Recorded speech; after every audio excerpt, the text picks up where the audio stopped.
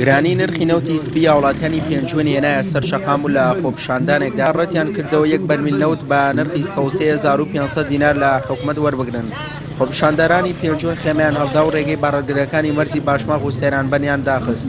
ئەوان دەڵێن ئەو نرخی حکوومەت یاری کردووە زۆر و لە توانای خەڵکدا نییە بیکرێت. بەڵام وەک دەبینین ئەو بەشەنەوتەی کە بۆ ئەم قەزایە دابینکراوە نرخێکی زۆرە و بڕەکەیشی کەمە کە تەنها یەک بەرمیل نەوتە بە بڕی 130,000 دینار. ئەگەر حکوومەت بەجددی نەیەتە سەرخەت و بڕی پێویست بە نرخی گونجاو دابین نەکات ئەوە دارستانەکان زیاتر دەکەونە بەر مەترسی بڕینەوە و لە ناوچوون. ئەمە نەوتەکەمانەوێت سازش لە نەبوونی نەوت ناکەین.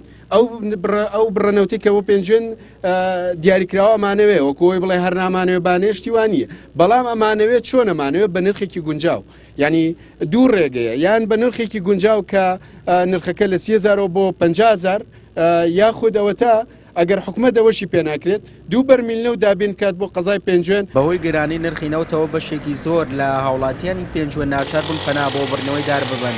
دانیشتوانی قەزاکە دەڵێن ئەگەر حکوومەت بەدەم داواکاریەکەیانەوە نەیەت ئەوە دارستانەکانی پێنجوێن مەترسی لە ناوچوونیان لەسەر دەبێت. ئێمە ناژین بەرمیلێ نەوتەوە 4-5 بەرمیل نەوتمانەیە ساڵانە زۆر بارگرانیە، ینی زەلام هەیە ناتوانێت دەبێ نەوت کڕێت 130,000 دینار بەرمیلێ نەوت ناکرێت ئێمە بۆمان ناتوانین ئەو پارە بین، پارێکی زۆرەکەوێت لەسەر ئێمە. ئەمە قسەیە دڵی هەمومانە، هەموو دانیشتوان شاری پێنجوێنە داوای مافی خۆمانەکەین، مافی سەرەتایی خۆمان لە سوتەمەنی، لە نەوت، لە بانزین، لە غاز، لە هەموو پێداویستێکی تری ئەم شارە کە زەرورە و مافی سەرەتایی خۆمانە سەرجەم هاوڵاتیان هەمومان یەک قسەمانەیە و یەک دەنگی لەسەر ئەوە.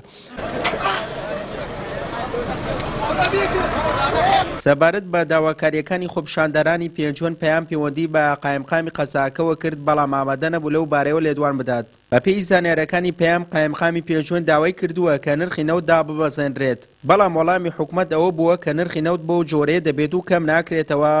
سوەی محەممەد کەناڵی ئاسمانی پەیام قەزای پێنجوێن.